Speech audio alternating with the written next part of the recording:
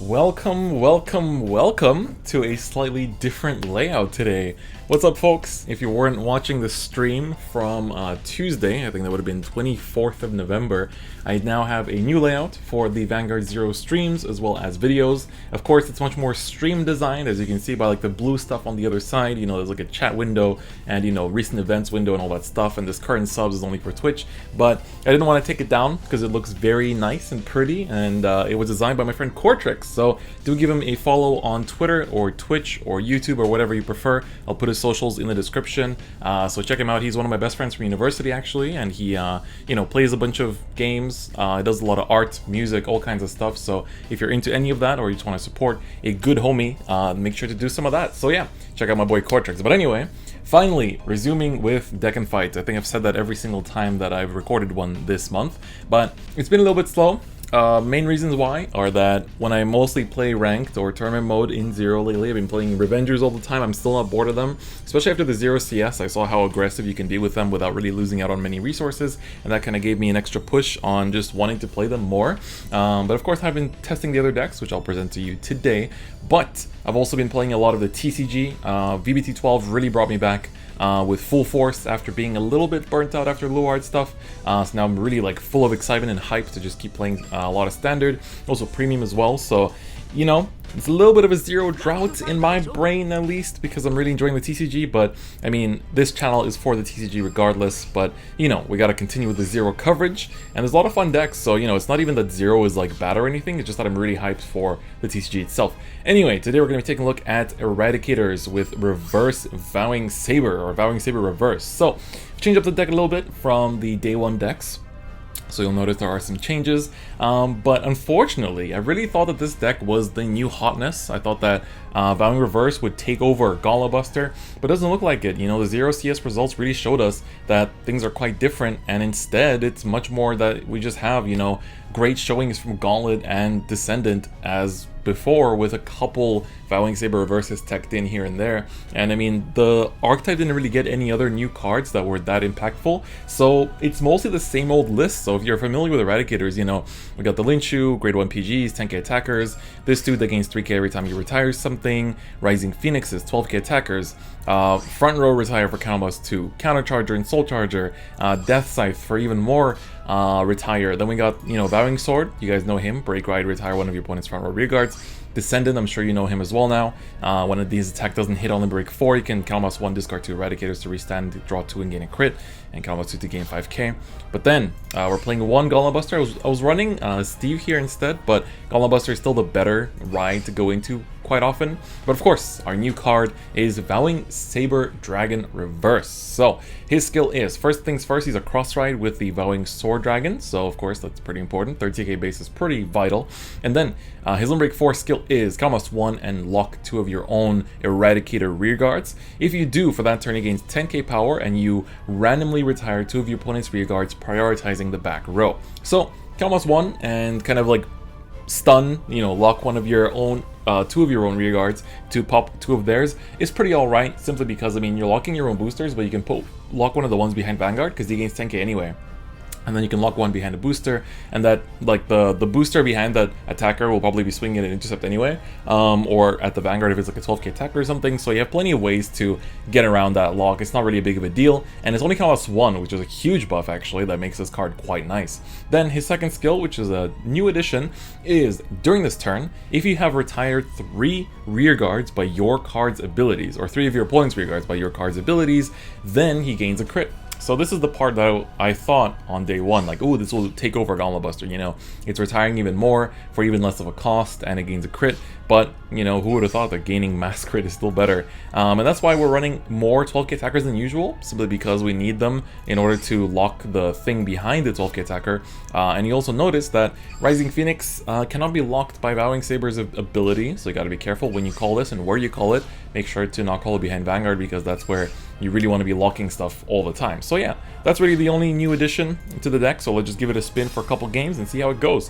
But yeah, if you have Eradicators built from set 9 in Vanguard Zero Global, I really think that you can stay with that list for a long time. Like, maybe pick up one Sweep Command when it comes out, and maybe 1 or 2 of these, but honestly... Oh, is this the real Dotto? Pause. Is this the real Dotto? I'm not sure if it is. Uh-oh. We got a superstar. Now I'm out here sipping tea. Alright. I need my grade 3, so I think I'm gonna put back a lot of stuff for this. We got the right grade 3s and we got the PG. I feel like if it was the real Dotto, he would flex his... It is! He is flexing it! Uh-oh. Uh-oh. I wasn't ready to face a superstar with my meme... It's not a meme deck, but...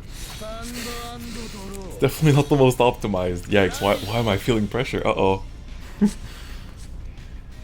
Nervously sips tea as I sit by this card shop counter. Oh dear. Alright, let's do this, I guess. Let's see where... Alright, so, you know, ignoring the fact that this is Dotto and, you know, a very, very high-class player. If you don't know, he was second in the very first ever Vanguard Zero Championship, so he is a big deal. Ooh! Alright, here is the Sakura Miko. So, flexing those VTuber 10k vanillas, you know, can't blame him, can't blame him. Alright, we hit a draw, which is good for us. Now I'm thinking if I wanna... I don't think I wanna early rush him at all here. I think I wanna kind of hold off for a little bit. Pop his starter, I think, just to... The thing is, they didn't use a starter yet, which tells me he already has Transcore. But he might still need to search for Glory. And I think it's still a good trade. Let's see. Then again, rushing him, if he's playing Maelstrom, Transcore Glory Maelstrom, rushing him isn't bad either, because then we get a bit of an edge, but it's 19k, so I'm still risking not hitting, and then I don't really have many good grade 2s for next turn, so I'm going to choose to not commit anything else. I'm just going to swing here. We heal down, so that's, you know, it's nice that it's a heal, but we don't get to pop the Eric, so we don't get the counter charge. Ooh, that's... He's running both VTubers. Alright, let's see. We have shown Dotto's real colors. He is a VTuber fan, just like all of you in chat. Oh, it's regular Maelstrom. It's not even Transcore. Huh. Interesting. I will sip some tea to that. Yep. Alright. So, what's he gonna do next? He can retire my starter if he pushes himself to limit break with double self-damager, but I don't think he's gonna do that. Ooh! That's a lot of grade 3s. That also tells me that popping his Eric is useless. Alright, he's gonna swing. I think this Maelstrom hits for just under 19. Yeah, 18. Alright, needs a trigger, but he should be able to hit it. Oh, he didn't, okay. Maybe I should be saying that more often. Alright. Man, but for Doto, it's like 3 AM right now. It's 3 AM in Japan, so I don't know why he's awake, but... I mean, it is what it is. Alright, you can hear slightly extended the ride call, whatever thingy. Let's see.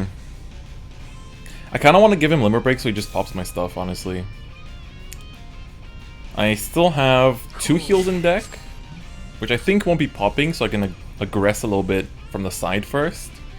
Just thinking about other stuff. I think I'll hold on to everything else. I'll just push him to limit break because he's going to self-damage into it anyway, I think. So, I say we push him. I say we push him a little bit. Damn, oof. I was like, can't wait to sit down, record a deck and fight and tell some stories, and then I gotta be playing against world-class opponents? Oh my god. Oh my god. Scary, scary. Alright, no triggers. Let's see if he pops the heal here or not. It's gonna be pretty big. He does not. Do I kill something here? I feel like I can kill the Glory sitting there on the side. I think that's actually okay. Because at the same time I could keep it and then lock it. Or... Nah, but then I don't want to give him anything to retire with his Maelstrom, so I'm going to choose to actually pop the Glory there. So we can kind of neutralize one of his columns. Of course he can call an Interceptor there now, but don't mind that too much with the deck that I'm playing. So let's see, he's pushed to 4. Of course he's in heal range. We've seen him drop his, one of his Glories. He probably has another one in hand. If not, he might use Eric to search for it. So, both cases, there will be a Glory prepared, but I don't think he has it in hand if he's not... Oh, actually, since he's thinking about it, since he thought about it for a while there, he might actually have it. Interesting. Alright, he's gonna go for the 4 attacks to get that extra draw, but if he only sets up one intercept here. Yeah, he's gonna give me the Suisse as an intercept, which means I could actually potentially deliver lethal here. Because I can basically make, I can call this, ride this, then call something here, lock them, pop back rows. This will pop this. Let's see, I think there's a way for me to actually get enough pressure to win, but I have to draw another Eradicator for that to happen. So, here we go. Alright, double blanks again, which means that a trigger could come defensively, so I gotta be careful. Okay, draw. That's actually good. That's very good, actually. That is definitely nice. Alright, let's run it, baby. Arguably, the better play is going Descendant. The better play is going... Actually, what is better?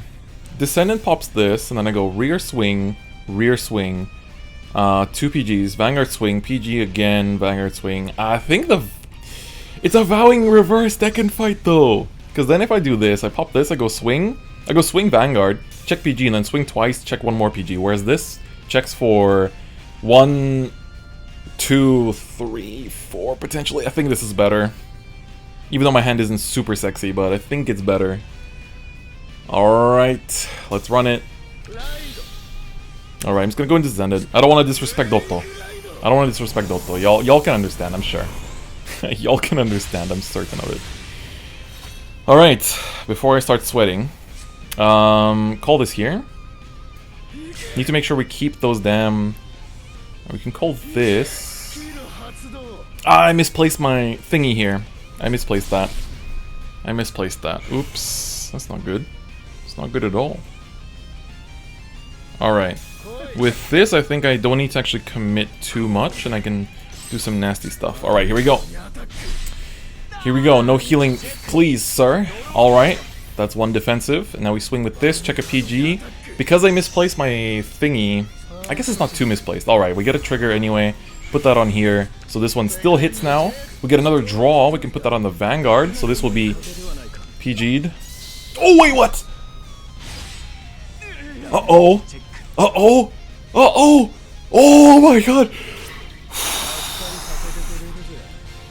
Arigatou gozaimashita. Oh, baby boy. Alright. So that happened. I guess. We got some sleeves too. I didn't expect to face Dotto in my while recording a video. I'll just put it like that. Oh my god. I should probably tweet him and say maybe when I upload this tonight, I should tweet him and be like, yo, you were in my video. Oh my god. Alright, well, hopefully he has fun watching this. But anyway, next game, let's play against Cloud Meteon. Right? Yeah, Cloud Meteon. Isn't Meteon a Granblue Fantasy character? Maybe I'm just thinking of the wrong person, though. Alright, let's do the same thing again. Oh, it's the same mulligan! It's the exact same mulligan as the last game. I also put back a Vowing and 2 grade 2s, I think, last time. So, cool. Cool. Anyway, let me drink some tea. Christ. Ow, you know when you put the cup, you're about to drink it, and you knock the cup into your front teeth? Oh my god. Pain undescribable.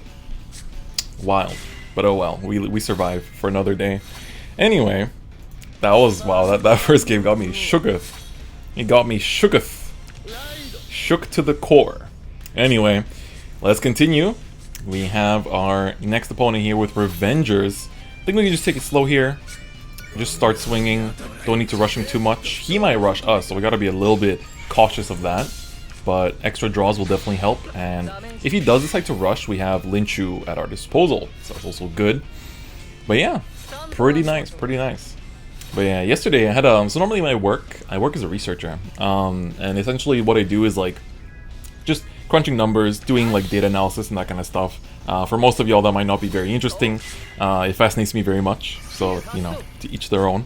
But most of the time, you know, just like crunching numbers, doing analysis, that kind of stuff. But then sometimes we get to do field work where we actually go out on site and like, you know, do interviews or other kind of stuff. And, you know, with COVID, I haven't really been able to do that much because of, you know, the pandemic going around. But yesterday, I finally got to go out and do some field work, and that was really, really fun. I can't really go into detail about it, but maybe at some point I can share it. Maybe at some point. But yeah, so that was actually really, really fun. Very exciting experience. I really like those, you know. I feel like I'm quite lucky with my job. I get to do things that I like. But of course, like I said earlier, it's not stuff that everyone likes. But it was nice. I also, the cool part of that was that the place where I went to do field work was this place that I haven't really been to in like 4 years. Like it's pretty close to my office, but it's still like, you know, another 10 minutes, 15 minutes by train. Sec.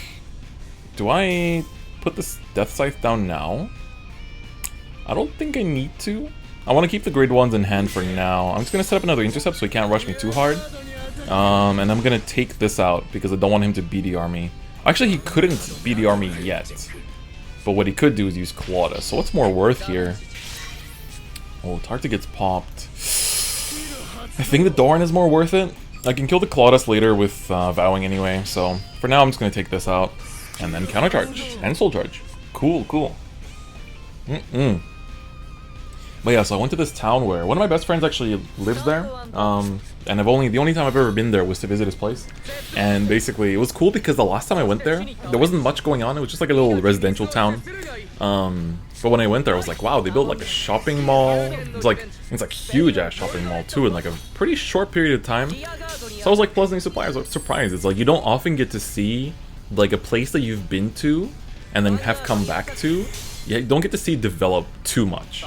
You know, even though there's always construction works in Luxembourg where I live, but it's quite rare to like, because you visit the places where there's construction so often that you don't notice the change, but then when you don't go somewhere for like several years and you come back, you're like, whoa, this looks a lot different from before. So yeah, I don't know if you guys have those kind of places that you visited that feel like that. Alright, we've seen this already. We just healed for a second time, which was pretty big, to put it lightly. I think I'm gonna start pushing a little bit here, simply because I don't want to wait too much. My deck will lose speed if I do. You know, I don't plus that much. Ooh, Gauntlet, hello. Good to see you. Ooh, double draw. Hello, Vowing Saber Reverse as well. My triggers are being removed forcibly as we speak, but it's okay. Alright, he heals too, so it's quite, you know, it's balanced out. I think he's healed twice as well. We're both just in a heal festival. As I was saying, I mean, whatever. Wasn't there like a zero... Quite a few of the Zero Championship Autumn games were like this, I think. Just like heal, heal, heal. Narukami Shadow matchups. Heal, heal, heal. Man. Pretty wild. Pretty wild. Oh! Ooh, okay. He's just gonna keep his hand as it is. Kind of curious if Doto said anything. Doto, I'm sorry. He even emoted at me. Oh man, that was so funny. That was actually hilarious. He must be really grinding. I bet he's top 100 then if he's playing at this hour. You know, it's pretty cool though. Alright, I currently have one single draw trigger remaining at my side. With me at all times in life and death. I don't want to overcommit this hand either, even if it's mostly grade 3s. Simply because I'd have to commit a lot of stuff. And he can start retiring with his BDR soon. And pushing him to 4. He wouldn't actually kill me. That's the only thing. He wouldn't kill me and it might be worth it, but I'm going to lose a lot of steam. I'm going to lose a crazy amount of steam if he starts targeting my rears. Basically, this has to be a non-trigger. Okay. And then this also has to be a non-trigger. The last one can be a trigger. I don't care. But this one can't. Now I need to hit a trigger on my side. But if we push him to 4, we kind of push him to do Raging Form already. Alright, I have like 3 triggers in deck. I don't think I'm hitting one. Nah, yeah. I was like, nah, it ain't happening. It ain't happening. But yeah, so if you push him to Limit Break early, he gets kind of pressured to push you back and do like Raging Form and stuff. But now he's actually a perfect point where he can stay on Mordred here and just like call stuff out. And he can do this, which is even worse, because now he can start targeting my back row, which I don't want him to do. I hope he doesn't trade rears. If he starts trading rears, I'm actually dead. I'm actually cursed. I knew it. I knew it. I knew it. Of course he would target it there. Ooh. Pushing the Claudus into the front. And calling another BDR already. Alright, that's fine. He can't use it, which is good, but that's a double intercept for him, so... Which means... He might be pushing. Push me, please. Yes, good, good. Give me Limit Break. Thank you. Please. Gibe. Gibe. Alright, come on. 16 to the face. Into the face. I kind of stopped playing Runeterra again. Stopped, that is, not started. I played it for a good few weeks, reached like Gold 2, and then they patched, and I wasn't happy with the new patch, and I was like, adios. So now I'm playing Shadowverse again. Shadowverse has been fun again. I just like cycle between games, man. It's like, oh my god. It's like, I don't know. I always rotate between my side TCGs, because it's just fun. I don't know. Maybe fun isn't the best way to put it, but it's nice to have stuff to distract yourself with, I guess. If that makes sense. Anyway. Ah, you're just gargling mouthwash. Good for you, Mr. Vowing Saber Reverse. Good for you, man. Good for you. Anyway, it's time to vow. I'm not sure what we're vowing for, but we will be vowing for sure. Alright. Skill. Hot do. Combos 1, lock 2, and we randomly pop back rows. Please pop this and this. Thank you. Come on. Yes! Perfect. Perfect. I could even use it again to pop these two, but that is not worth it. Alright. We did what we needed to do. Now we swing a rear, then we swing a band, then we swing for game. Easy. Totally not a telegraphed triple PG in hand. Totally not drawing into the fourth PG there either, because we've seen 0 for this entire period. How has he seen so few draws when I've seen so many? I feel like we were matched in draw power, but I guess not. Well, that's how the cookie crumbles. PG checked. I think we're still fine. Actually not sure. If he break rights into Raging Form and searches Blaster Dark and pops my intercept, then we're dead. But if he doesn't and he searches Tartu instead, then we're okay. Alright, sir, show me the money. Show me the truth. The power within. Don't search BDR. Yes! No BDR. Safe, safe, safe. Unless he's holding Doran. If he's holding Doran Blaster Dark in hand, I might be screwed. One Doran there. 3 Doran's gone. Alright, he might call the last one. No, he's calling Trumpeter. Okay. He might not have a second Raging Form then. And he's gonna just sack the Trumpeter plus triggers in the back to get himself another Raging Form. So at least... Oh, he might? Nope, he has it. He has it in hand. Alright, so his hand is Raging Form and 2 PGs. I'm projecting it now. Into the future. Alright, he's gonna swing here. That is fine. We hit nothing, but then luckily we can PG both these attacks. And then I need like one rear guard. Any rear guard. Anything. I'll take anything. Ooh, I made a misplay. I should have put this behind the grade 2 because I knew it would have gotten popped. Oh, PG? I was like, show me 2. Show me 2, man. Come on. Be a dear. Be a dear. Be a sweetie. There we go. Oh, wait, pause. Pause. He only has 2 rears. And Vowing Saber Reverse can pop his front row now. Hold on, we might be looking kind of good here. We might be looking kind of good here, y'all. We might be looking pretty decent. Kind of fly. Alright, here we go.